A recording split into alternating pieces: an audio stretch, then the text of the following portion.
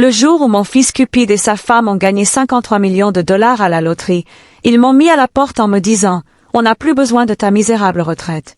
Va mourir ailleurs. » Ils sont devenus blêmes quand j'ai ri et leur ai dit « Ma chérie, as-tu seulement lu le nom de qui est sur ce billet de loterie? Si tu regardes ça, abonne-toi et dis-moi d'où tu regardes. » Je vais revenir en arrière et te raconter comment nous en sommes arrivés à ce délicieux moment de justice. Il y a 3 semaines, par un matin gris de décembre à Cedar Falls, dans l'Iowa, je faisais ce que je faisais tous les vendredis depuis 32 ans, acheter mon billet de loterie hebdomadaire chez Murphy's Corner Store. Les mêmes numéros que je jouais depuis 1992. Même rituel, même petite prière pleine d'espoir à celui qui m'écouterait à l'étage. Je m'appelle Dorothy Williams, mais tout le monde m'appelle Dot. J'ai 67 ans, je suis veuve depuis 2 ans et je vis dans ce que ma belle-fille Ashley aime appeler notre chambre d'amis. Bien que l'on n'attende généralement pas des invités qu'ils versent la totalité de leur chèque de sécurité sociale en guise de loyer. Bonjour, Madame Williams, appela Jimmy Murphy de derrière le comptoir. À 25 ans, il se souvenait encore de l'époque où j'amenais mon fils Marcus pour des bonbons à 1 sou. Comme d'habitude. Vous pouvez l'imaginer. Je lui ai tendu mes 5 $, le regardant imprimer mon ticket. Ces numéros 74, 23, 31, 45 avec le Powerball 18, ça voulait dire quelque chose. 7 pour le jour où j'ai épousé Harold. 14 pour le jour de la naissance de Marcus. 23 pour notre anniversaire de mariage. 31 pour le numéro de la maison où nous avons élevé notre famille. 45 pour les années que nous avons passées ensemble. 18 pour l'âge de Marcus lorsqu'il a obtenu son diplôme d'études secondaires. Si fier et plein de promesses. À l'époque, je n'aurais jamais imaginé que ces numéros deviendraient mon arme de destruction massive. Croisez les doigts pour moi, Jimmy, dis-je en glissant le ticket dans mon sac à main. Faites-le toujours, Madame Williams. Vous méritez un peu de chance. S'il savait à quel point ces mots seraient prophétiques. En rentrant chez moi dans le froid de décembre, je suis passé devant la maison que Harold et moi partagions depuis 43 ans. Les nouveaux propriétaires l'avaient peinte en jaune. Harold aurait détesté ça. Il disait toujours, notre maison blanche aux volets noirs avait l'air digne, comme un endroit où des gens bien vivaient et élevaient leurs enfants avec respect et valeur. L'ironie ne m'échappait pas. Je vivais maintenant avec l'enfant que j'avais élevé dans cette maison digne, et il me traitait comme un fardeau indésirable. La BMW d'Ashley était garée dans l'allée quand j'ai atteint ce que je suis censé appeler ma maison maintenant. Par la fenêtre de la cuisine, je la voyais au téléphone, gesticulant sans cesse, parlant probablement à sa sœur de leurs prochaines vacances ou se plaignant de devoir partager leur maison avec la vieille mère de Marcus. Je suis entré par la porte de derrière, accrochant mon manteau au crochet près de la buanderie, le même crochet où Marcus accrochait son maillot de petite ligue, où Harold accrochait ses chemises de travail. Là où les familles normales accrochaient leurs affaires parce qu'elles avaient leur place quelque part. Dot, c'est toi? La voix d'Ashley avait cette intonation particulière qu'elle prenait quand quelque chose l'agaçait, ce qui était le cas la plupart du temps ces derniers temps. C'est juste moi, ai-je répondu, même si j'aurais voulu ajouter, désolé d'exister dans ta précieuse maison.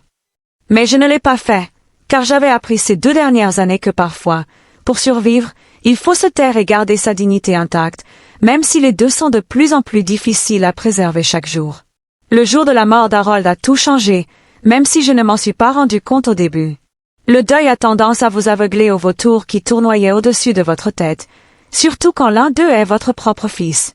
Les funérailles d'Harold ont eu lieu un mardi de décembre 2022. Tout cela semblait surréaliste. 45 ans de mariage réduit à une cérémonie de 90 minutes et un déjeuner avec des sandwichs du commerce. Marcus a prononcé un bel éloge funèbre sur son père, un homme qui subvenait aux besoins de sa famille et qui était un bon père de famille. Ashley portait du noir et se tamponnait les yeux aux moments opportuns, même si je ne l'avais jamais vu pleurer pour quoi que ce soit d'autre qu'un refus de carte de crédit. « Maman, tu ne peux pas rester seule dans cette grande maison, » dit Marcus alors que nous rentrions du cimetière. « Ce n'est pas pratique. » Je regardais par la fenêtre les terres agricoles gelées, repensant à la façon dont Harold et moi empruntions ce même chemin quand nous nous fréquentions. Il me tenait la main et parlait de la maison que nous achèterions, des enfants que nous élèverions, de la vie que nous construirions ensemble. Le côté pratique n'avait jamais été au cœur de ces conversations. « Je me débrouille très bien depuis 65 ans, » ai-je répondu. « Je pense pouvoir en gérer encore quelques-uns, mais l'entretien, la pelouse, le déneigement, a ajouté Ashley depuis le siège avant. À ton âge, Dot, ces choses-là deviennent dangereuses. Et si tu tombes? Et si quelque chose arrive et que personne ne te retrouve pendant des jours? L'inquiétude dans sa voix semblait sincère. J'y croyais presque moi-même. De plus, Marcus a ajouté, on a largement assez de place. La chambre d'amis est rarement utilisée, et tu pourrais aider avec les petits-enfants quand ils viennent nous rendre visite. Aider avec les petits-enfants. Ça aurait dû être mon premier indice.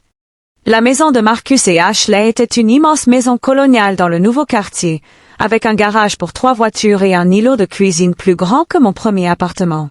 Ils l'avaient acheté 5 ans plus tôt, poussant leur budget à ce qu'Ashley appelait la limite absolue et que je pensais secrètement être au-dessus de leurs moyens. Mais qu'en savais-je?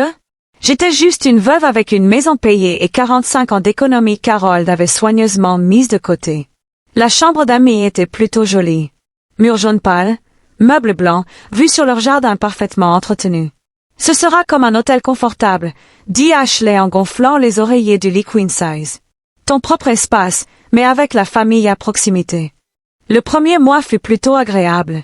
Je préparais le dîner presque tous les soirs, je faisais le ménage sans qu'on me le demande et je restais seule dans ma chambre quand Marcus et Ashley avaient besoin d'intimité.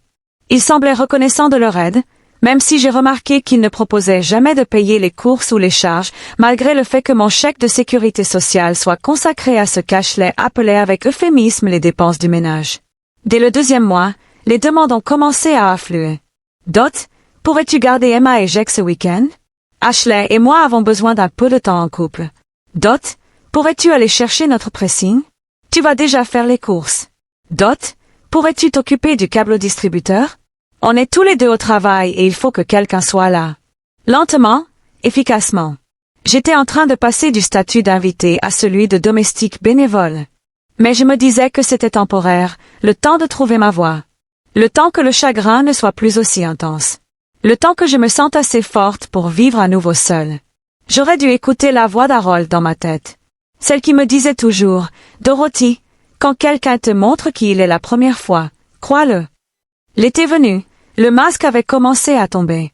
Les demandes d'Ashley devenaient des exigences, et Marcus développa un talent pour s'absenter opportunément lorsque des conflits surgissaient. Dot, il faut qu'on parle de l'arrangement financier, annonça Ashley un matin autour d'un café. Elle avait étalé des papiers sur la table de la cuisine comme si elle dirigeait une réunion d'affaires, ce qui était sans doute le cas. Quel genre d'arrangement? Demandai-je, l'estomac déjà noué. Frais de subsistance, ta part des charges, la nourriture, l'entretien du ménage. Il est juste que tu contribues proportionnellement à ce que tu utilises. Le mot « proportionnellement » aurait dû être mon 2e indice. Ashley était diplômée en administration des affaires et adorait utiliser le vocabulaire d'entreprise pour rendre les conversations personnelles officielles et incontournables. Elle glissa un papier sur la table, une liste détaillée des dépenses mensuelles, m'apparaissant surlignée en jaune, $800 pour le loyer de la chambre d'amis, $200 pour les charges, $300 pour la nourriture et les produits d'entretien, soit $1,300 au total, soit exactement $50 de moins que mon chèque mensuel de sécurité sociale. Ça paraît élevé, dis-je prudemment. Je ne suis qu'une personne et je suis absente plusieurs heures par jour à la maison de retraite. Mais tu utilises la cuisine, la salle de bain, la buanderie, rétorqua Ashley. Et quand Emma et Jack viennent nous rendre visite, tu es là tout le week-end, ce qui augmente considérablement nos coûts.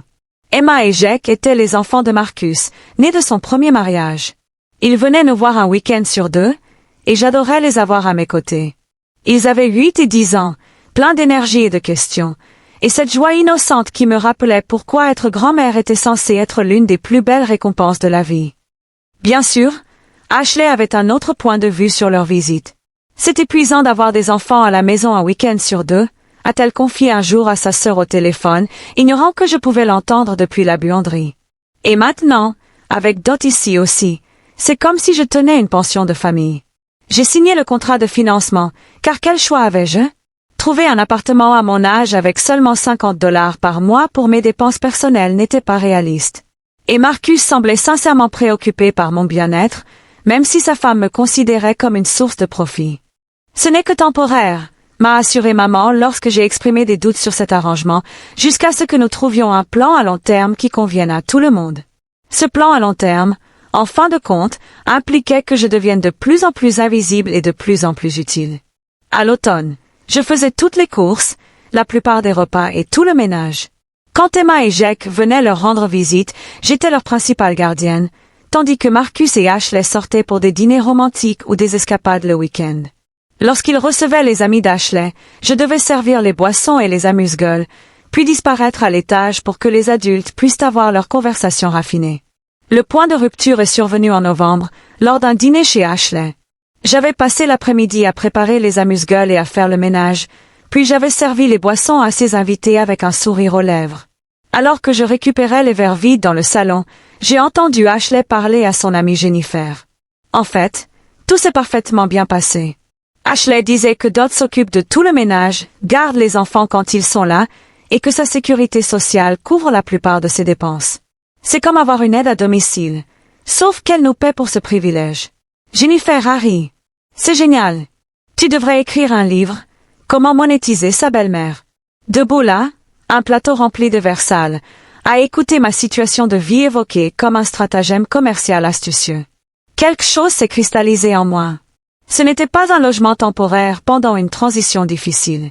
Ce n'était pas une famille qui aidait sa famille à traverser des moments difficiles. C'était de l'exploitation, pure et simple. Mais je n'ai rien dit ce soir-là. J'ai juste porté les verres à la cuisine, rempli le lave-vaisselle et suis monté dans ma chambre. Après tout, j'avais encore mon ticket de loterie hebdomadaire à attendre avec impatience. Et parfois, si on attend assez longtemps, l'univers a le don de remettre les pendules à l'heure. Décembre est arrivé avec un blizzard précoce et l'annonce d'Ashley qu'il transformait le sous-sol en appartement pour ma belle-mère. Elle a présenté cela comme une merveilleuse amélioration, avec une petite kitchenette et une entrée séparée. Tu auras tellement plus d'intimité, a-t-elle expliqué en étalant des plans d'architecture sur la table de la salle à manger. Ton propre espace, ta propre entrée, presque comme ton propre appartement. Le sous-sol. Il voulait m'installer au sous-sol. Marcus rôdait à proximité, l'air mal à l'aise, mais encourageant. L'entrepreneur dit que ce sera terminé au printemps, et que tu auras la kitchenette, donc tu n'auras pas besoin d'utiliser autant la cuisine principale. Traduction, il voulait m'isoler complètement. Éliminer le moindre inconvénient de partager les espaces communs avec leur invité qui leur payait $1 300 par mois pour ce privilège. Et si je ne veux pas emménager au sous-sol, ai-je demandé. Le sourire d'Ashley s'est crispé. Eh bien, Dot, on y a pensé aussi.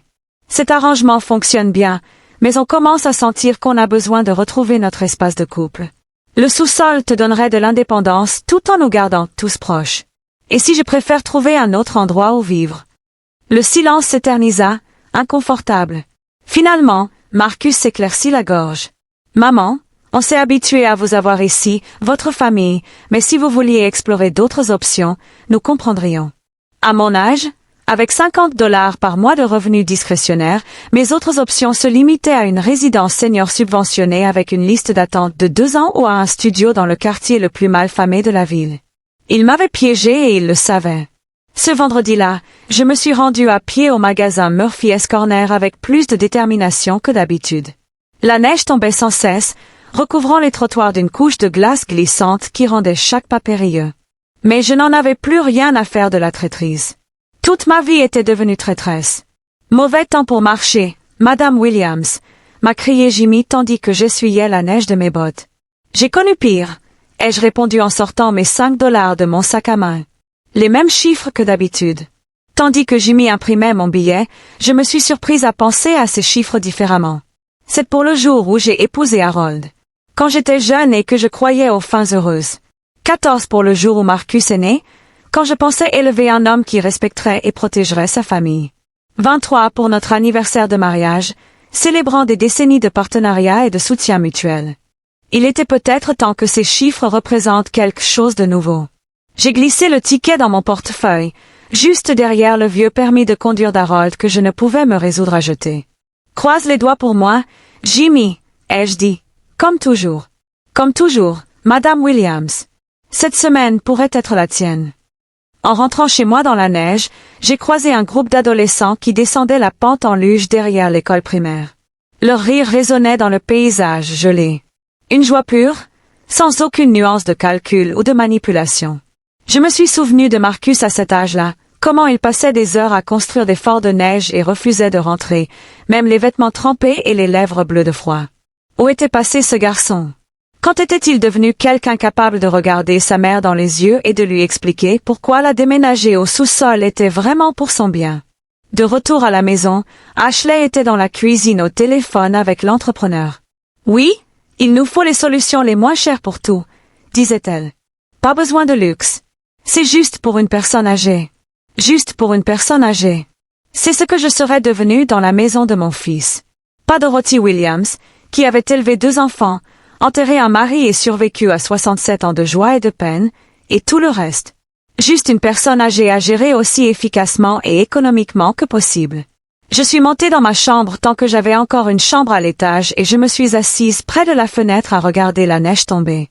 Dans mon sac à main, mon billet de loterie attendait patiemment, portant ces numéros familiers qui ne m'avaient jamais déçu, même quand tout le monde l'avait fait. Parfois, l'univers prend son temps pour rendre justice. Mais quand elle arrive complètement. Les numéros gagnants ont été annoncés vendredi soir à 22h59 sur la chaîne 7. J'étais au lit en train de lire un livre à la bibliothèque sur une femme qui avait hérité d'une maison mystérieuse lorsque le reportage de la loterie est passé au journal télévisé de fin de soirée. Le jackpot du Powerball de ce soir était de 53 millions de dollars.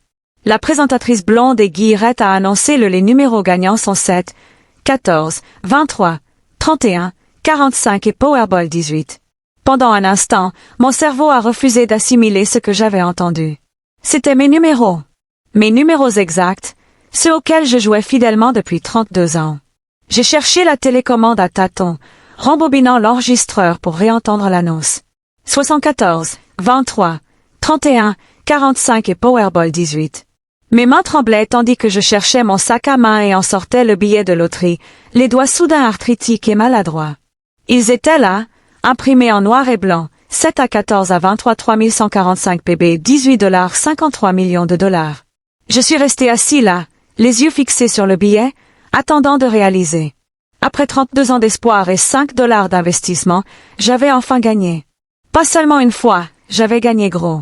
Mon premier réflexe a été de courir en bas pour annoncer la nouvelle à Marcus et Ashley, de partager l'incroyable nouvelle avec ma famille et de fêter ça. Un moment qui a changé ma vie. Puis je me suis souvenu où j'étais assise, pourquoi et comment j'en étais arrivée là. Chez eux, je leur payais 1 300 $ de loyer mensuel tout en servant bénévolement d'aide ménagère et de garde d'enfants. Je devais déménager au sous-sol au printemps, ma présence étant devenue gênante. Peut-être devrais-je garder cette information pour moi un moment, le temps de comprendre ce que le gain de 53 millions de dollars signifiait pour mon avenir. J'ai glissé le billet dans mon portefeuille et éteint la télévision. Impossible de dormir, mais je suis restée allongée dans le noir pendant des heures à réfléchir. À l'aube, j'avais un début de plan. Le samedi matin est arrivé, avec le chaos habituel. Emma et Jack étaient de passage pour le week-end, ce qui signifiait qu'Ashley disparaîtrait pour se faire les ongles pendant que je superviserais le petit déjeuner, les divertissements et la gestion générale des enfants. « Bonjour », a dit Ashley, déjà en tenue de sport. « Je vais au yoga, puis au salon. Tu peux t'occuper des enfants? »« Bien sûr, » répondis-je, comme toujours. Marcus était dans son bureau, en train de rattraper son retard sur ses mailles professionnelles avant sa partie de golf. Les enfants étaient dans le salon, encore en pyjama, à se disputer pour savoir quoi regarder à la télé. C'est pendant ce chaos parfaitement ordinaire du samedi matin qu'Ashley décida de ranger la cuisine, ce qui incluait de vider mon sac à main pour chercher les coupons de réduction que j'avais découpés plus tôt dans la semaine. « Dot, où as-tu mis ces coupons de céréales ?» appela-t-elle en fouillant dans mes affaires. « Ils devraient être dans la poche latérale », répondis-je, concentré sur la médiation du conflit de télécommande entre Emma et Jack. « Je les ai trouvés. Et oh mon Dieu, qu'est-ce que c'est que ça? » Quelque chose dans la voix d'Ashley me fit lever les yeux. Elle se tenait près du comptoir de la cuisine, tenant mon billet de loterie, le visage pâle de stupeur. « Est-ce que c'est? Tu as acheté un billet de loterie? » Mon estomac se serra, mais je gardai une expression neutre. J'en achète un chaque semaine. Les mêmes numéros depuis 32 ans. Ashley fixait le billet comme s'il était radioactif. « Quoi? Tu sais quels étaient les numéros gagnants hier soir? » Avant que je puisse répondre, elle attrapa son téléphone et chercha frénétiquement sur Google. « Oh mon Dieu! Oh mon Dieu! Marcus! Son cri fit sortir Marcus en courant de son bureau. Polo à moitié boutonné, cheveux encore en bataille à cause du sommeil. Qu'est-ce qui ne va pas? Quelqu'un est blessé. Le billet de loterie. Ashley lui tendit le billet, les mains tremblantes. Regarde les numéros. Regarde le tirage d'hier soir. Marcus prit le billet, fronçant les sourcils en lisant les numéros. Son froncement de sourcils s'accentua lorsqu'Ashley lui montra l'écran de son téléphone avec la combinaison gagnante.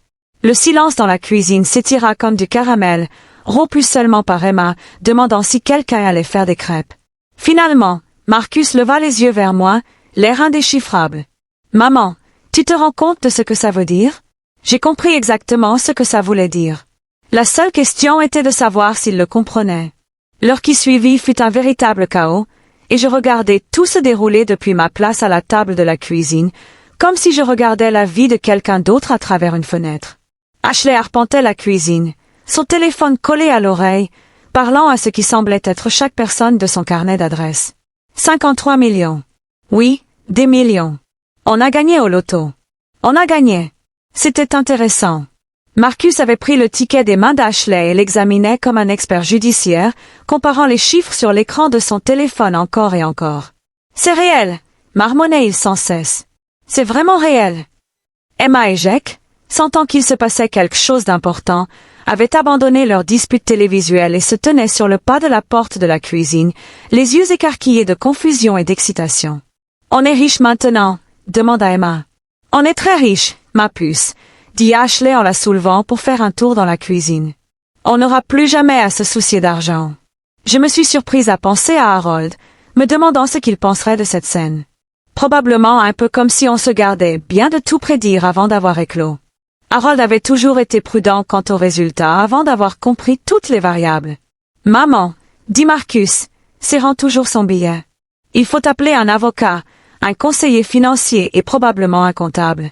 Il y a des impôts à prendre en compte, des procédures de réclamation, et on devrait probablement appeler cet entrepreneur et moderniser les plans du sous-sol. » Ashley l'interrompit. « Enfin, si on est millionnaire, on n'a plus besoin de choisir les options les moins chères. Encore le sous-sol. » Même au milieu de ce qu'ils pensaient être une chance qui allait changer leur vie, ils prévoyaient quand même de m'y installer. D'ailleurs, poursuivit Ashley, sa voix prenant ce ton particulier qu'elle utilisait lorsqu'elle résolvait un problème. On devrait probablement voir plus grand que le sous-sol.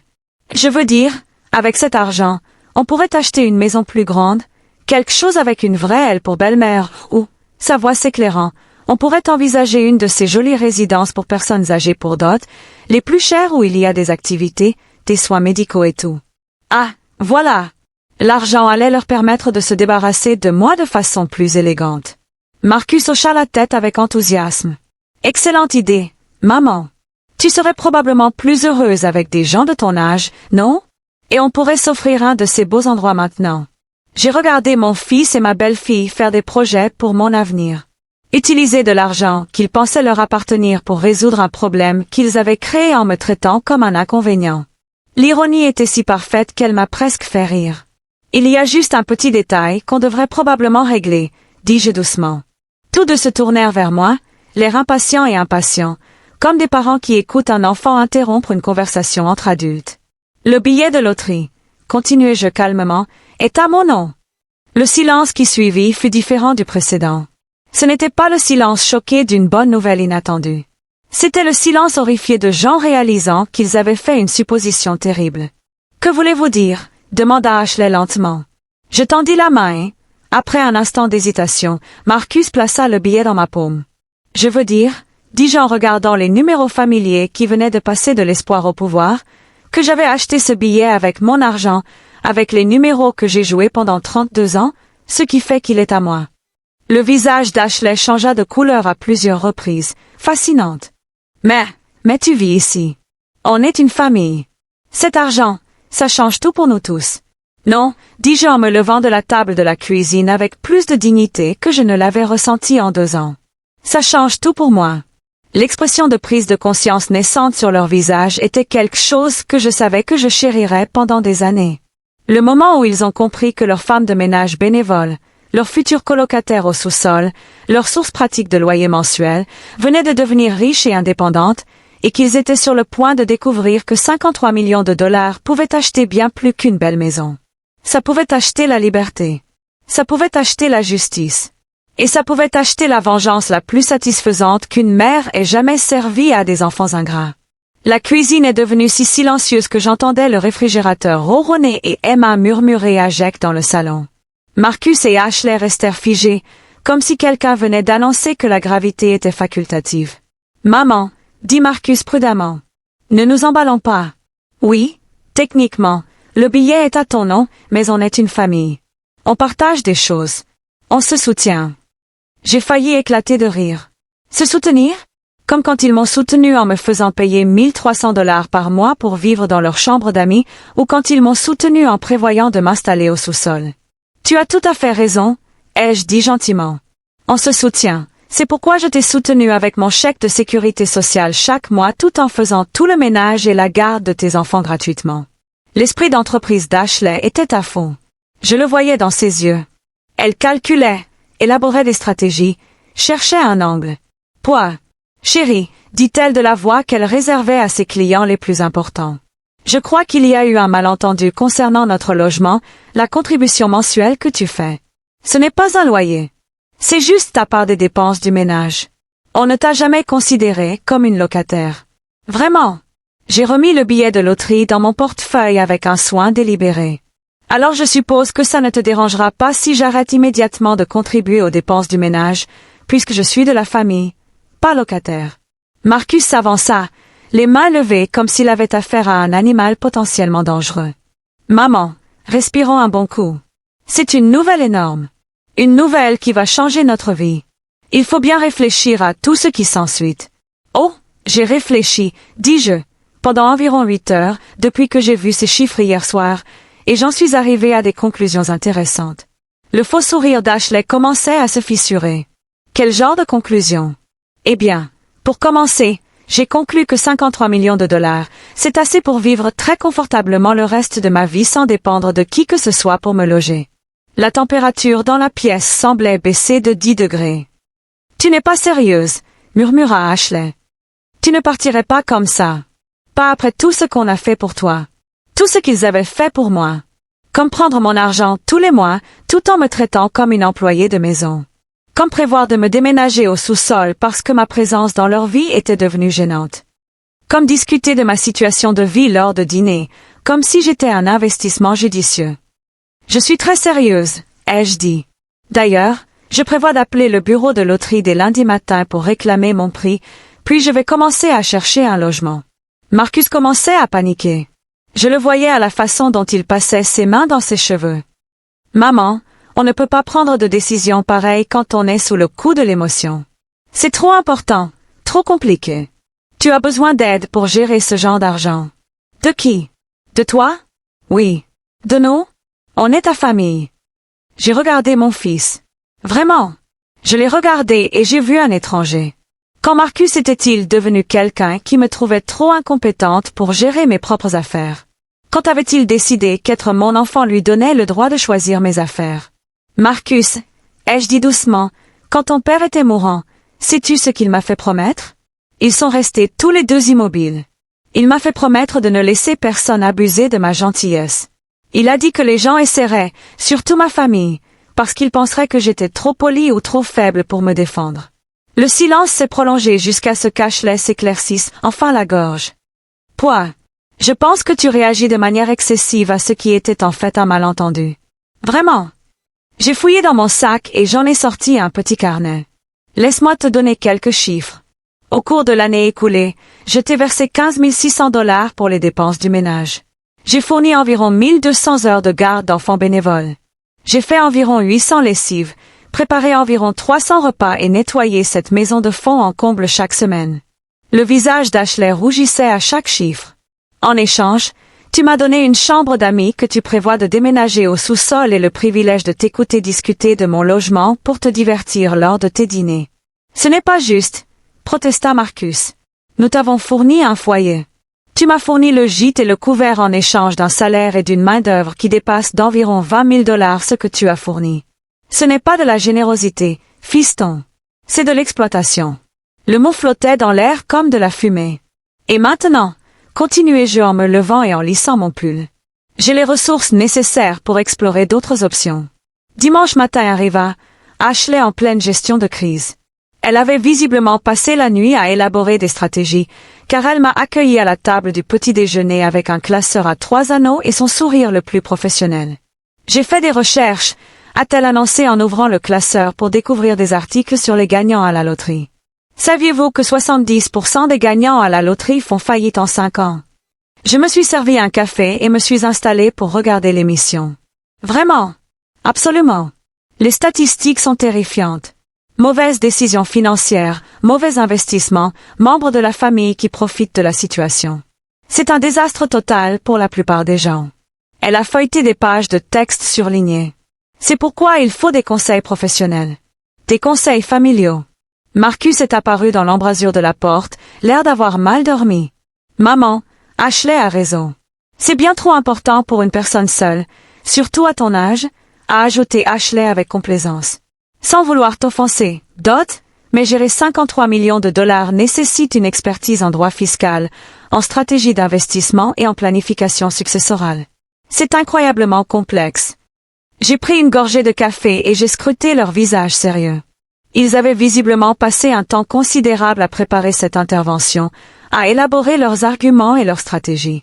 C'était presque touchant de voir tous les efforts qu'ils déployaient pour me convaincre de mon incompétence. Vous avez beaucoup réfléchi, ai-je observé.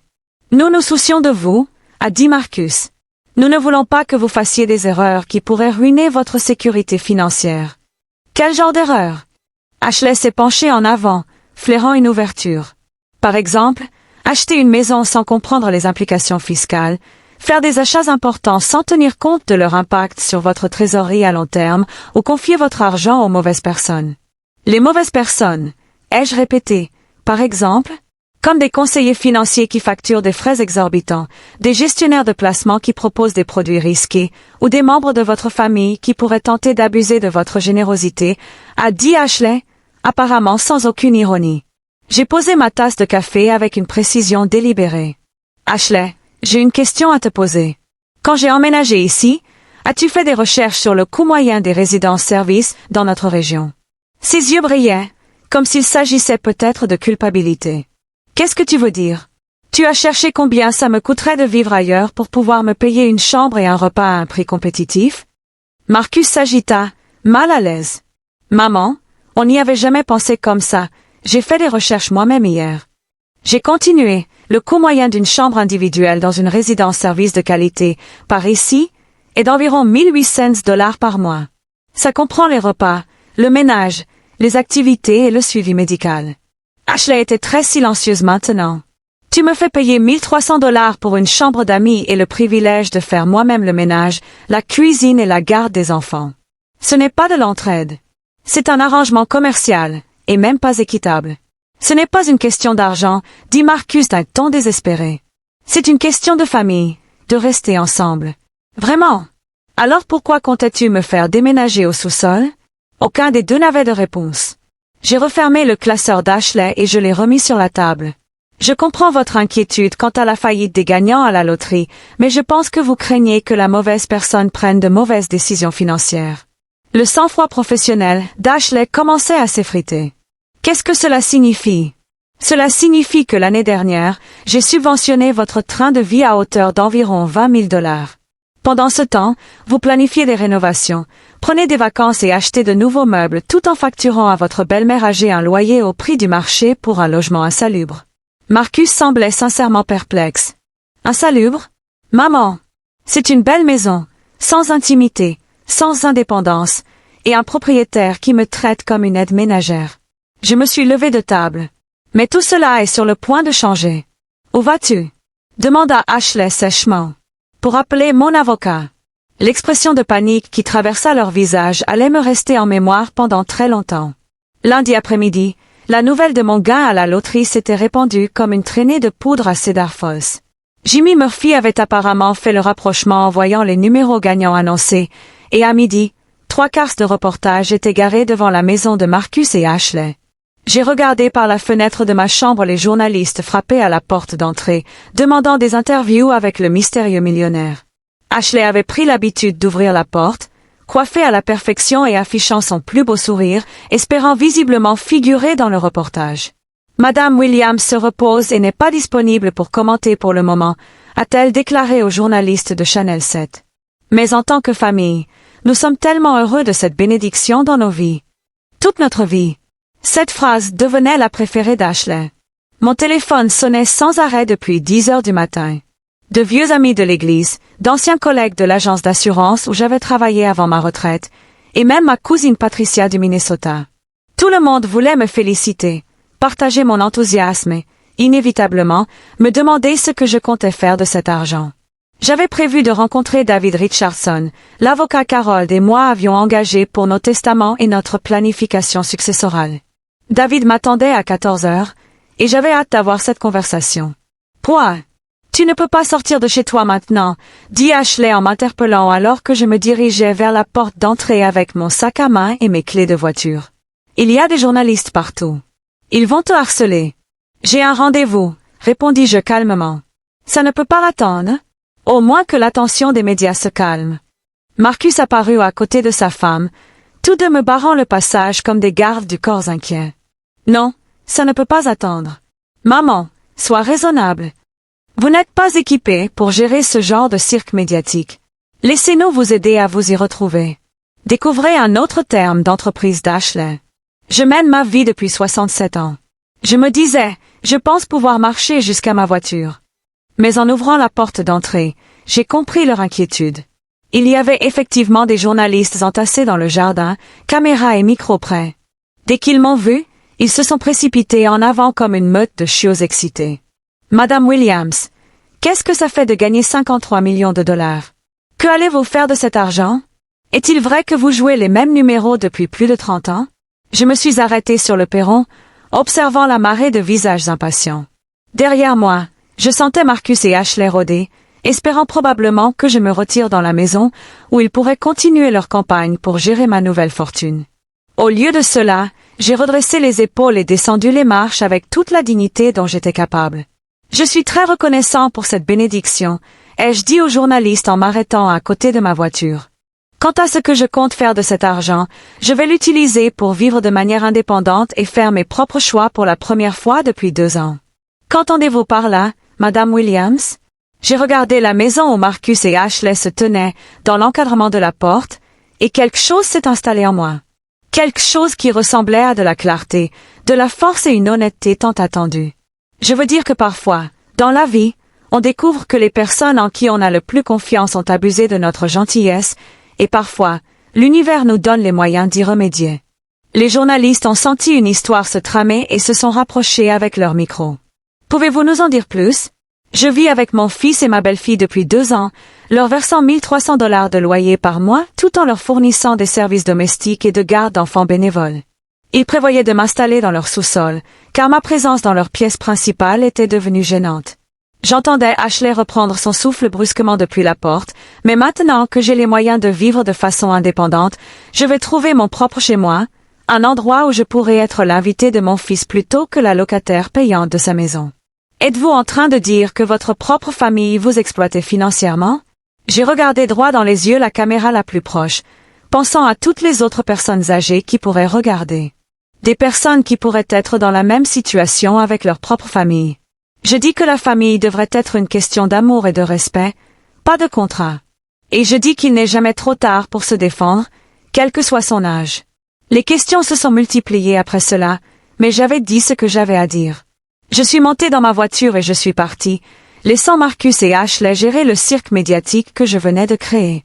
Dans mon rétroviseur, je voyais Ashley s'efforcer désespérément de gérer la situation, probablement en train de raconter une histoire de malentendus et de dynamique familiale. Mais la vérité était déjà là, diffusée dans 3 comtés, et je ne faisais que commencer. Le cabinet d'avocats de David Richardson était un refuge bienvenu face au chaos médiatique. À 75 ans, David avait cette approche calme et méthodique qui lui avait valu 40 ans d'expérience auprès des personnes confrontées aux complications de la vie. « Dorothy », dit-il en se levant de derrière son bureau avec un sourire chaleureux. « Félicitations, Harold serait si fier. »« Merci. » Je m'installai dans le fauteuil en cuir familier où Harold et moi avions si souvent discuté de testament, de police d'assurance et de tous les détails pratiques d'une vie commune. J'ai vu la couverture médiatique, continua David, l'air sérieux. Quelle déclaration vous avez faite à ces journalistes? Était-ce excessif? Pas du tout. Parfois, la vérité doit être dite franchement. Il ouvrit un dossier et en sortit un bloc-notes jaune. Maintenant, parlons de la protection de vos intérêts. Avez-vous déjà réclamé votre lot? Je prévois d'aller à Des Moines demain pour rencontrer les responsables de la loterie. Bien. Je recommanderais de prendre la rente plutôt que le capital pour des raisons fiscales, et nous devrons créer des fiducies, peut-être une fondation caritative si la philanthropie vous intéresse. Nous avons passé l'heure suivante à discuter de stratégie financière, d'incidence fiscale et de planification successorale. David m'a tout expliqué en des termes que je comprenais, sans jamais laisser entendre que les décisions étaient trop complexes pour moi. C'est pendant que nous discutions des modalités de vie que David a lâché sa propre bombe.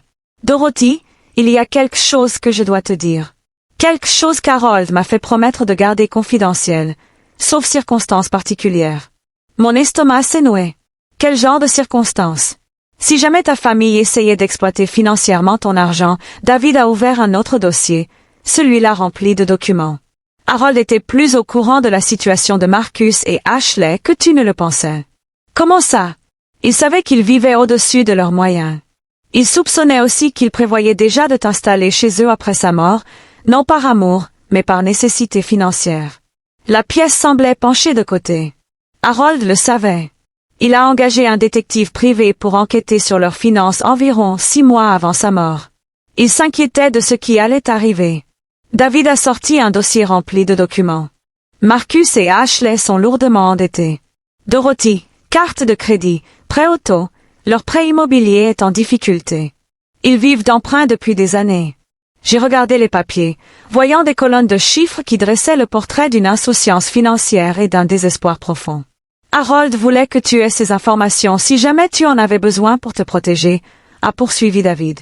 Il voulait aussi que tu sois au courant de la police d'assurance. Quelle assurance? David a souri tristement. Celle qu'il a souscrite spécialement pour te garantir des ressources si Marcus et Ashley devenaient un problème. 500 000 $ versés directement sur un compte en fiducie à ton nom. Ça fait 2 ans que ça dure, à accumuler des intérêts, en attendant que tu en aies besoin. 500 000 $. Harold me protégeait depuis l'au-delà. Il le savait, ai-je murmuré. Il savait que cela arriverait. Il t'aimait suffisamment pour s'y préparer. David a clôturé le dossier avec douceur. La question est maintenant de savoir ce que tu veux faire de ces informations. J'ai pensé à Marcus, debout sur le seuil ce matin-là, me barrant le passage tout en insistant sur le fait qu'il ne voulait que m'aider. J'ai pensé à Ashley avec ses classeurs remplis de statistiques sur les gagnants à la loterie qui font faillite, se présentant comme mon sauveur alors qu'elle me saignait à blanc depuis 2 ans. J'ai pensé à Harold, qui avait passé ces derniers mois non seulement à lutter contre le cancer, mais aussi à me protéger de notre propre fils. David, ai-je finalement dit, je veux une réunion de famille. Ce soir, je veux que Marcus et Ashley comprennent exactement leur situation financière et ce que leur belle-mère sait exactement à ce sujet. Tu es sûr? Une fois que tu auras révélé cette information, il n'y aura plus de retour en arrière. Je me suis levée du fauteuil en cuir, me sentant plus forte et plus déterminée que je ne l'avais été depuis des années. David, j'ai passé 2 ans à être traitée comme une source de revenus commode par des gens censés m'aimer. Mon mari l'a vu venir et a essayé de me protéger. Je pense qu'il est temps que Marcus et Ashley apprennent ce qui arrive quand on sous-estime une femme Williams. L'admiration dans les yeux de David m'a tout dit. Harold serait fier. La réunion de famille était prévue à 19 h. J'avais passé l'après-midi à me préparer avec l'aide de David, à organiser les documents et à planifier précisément ce que j'avais à dire. Marcus et Ashley pensaient venir discuter de mon emportement avec les journalistes et trouver un moyen de gérer l'attention médiatique. Ils ne se doutaient pas qu'ils allaient devoir rendre des comptes. Ashley est arrivée la première, armée d'articles sur des gagnants à la loterie escroqués par des membres de leur famille et d'un ordinateur portable rempli de feuilles de calcul expliquant comment gérer ma manne financière. Marcus apporta une bouteille de vin et afficha son expression la plus conciliante. « Maman, à propos de ce que tu as dit à ces journalistes, » commença Marcus alors qu'il s'installait dans le salon. « On comprend que tu étais bouleversée. »« Je ne l'étais pas, » interrompis-je calmement. « Je disais enfin la vérité. Ashley ouvrit son ordinateur portable avec un manque de pratique. Point. Nous avons préparé un plan financier complet qui répond à toutes vos préoccupations tout en assurant votre sécurité à long terme. Avant de parler de ma sécurité financière, dis-je en attrapant le dossier que David m'avait donné. Je pense que nous devrions discuter de la vôtre. J'ai posé le premier document sur la table basse. Entre nous. Marcus y a jeté un coup d'œil et son visage s'est estompé. Qu'est-ce que c'est? Demanda Ashley, même si sa voix suggérait qu'elle le savait déjà. C'est un profil financier complet de votre foyer, établi par un détective privé que votre père avait engagé avant sa mort. Je les ai vus tous les deux devenir très immobiles. Ils s'inquiétaient de ce qui m'arriverait après sa mort. Alors il a fait des recherches sur votre situation. Marcus fixait les papiers comme s'ils allaient prendre feu. Papa a engagé un détective pour nous espionner afin de me protéger, ce qui s'est avéré nécessaire. J'ai sorti un autre document. Tu as 47 000 $ de dettes de cartes de crédit sur 6 cartes différentes. Ton prêt immobilier est en souffrance de 32 000 $. Tu as 2 prêts automobiles totalisant 18 000 $. Et Ashley, ton entreprise est déficitaire depuis 8 mois. Le sang-froid professionnel d'Ashley s'est effondré. Comment oses-tu violer notre vie privée comme tu as violé la mienne en décidant que j'étais trop incompétente pour gérer un billet de loterie que j'avais acheté avec mon propre argent? J'ai gardé un ton neutre, presque conversationnel. Depuis 2 ans, tu utilises mes cotisations sociales pour rembourser tes dettes tout en me présentant comme une personne à charge reconnaissante qui devrait être reconnaissante de ta générosité. Marcus a trouvé sa voie. Maman, tout le monde a des difficultés financières. Tout le monde ne demande pas 1 300 $ par mois à sa mère veuve pour vivre comme aide ménagère bénévole, tout en prévoyant de l'installer au sous-sol. J'ai posé un autre document sur la table. Voici une analyse de ce que ma situation de vie m'a réellement coûté par rapport à ce qu'il me coûterait pour vivre de manière indépendante. Tu m'as surfacturé environ 600 $ par mois tout en me soutirant environ 1500 $ de travail non rémunéré. Le silence qui a suivi était profond. C'est plus de 25 000 $ par an que tu m'as pris. J'ai continué à verser 50 000 $ en 2 ans à ta propre mère. Alors que tu prévoyais de m'isoler davantage en m'installant dans ton sous-sol, Ashley pleurait. Mais j'ai remarqué que c'était le genre de larmes que l'on verse quand on se fait prendre, pas quand on regrette. On n'a jamais voulu que ça se passe comme ça, dit Marcus avec désespoir. On avait juste besoin d'aide, tu faisais partie de la famille, et tu pensais que j'étais trop vieux et trop reconnaissant pour comprendre ce que tu faisais. Je me suis levée, me sentant plus léger que je ne l'avais été depuis des mois. Mais ton père savait. Il vous a démasqués tous les deux et il s'est assuré que j'aurais les ressources pour me protéger quand je comprendrais enfin ce qui se passait. J'ai déposé le document final sur la table. Ceci est la notification d'un fonds fiduciaire qu'Harold a créé pour moi il y a 2 ans.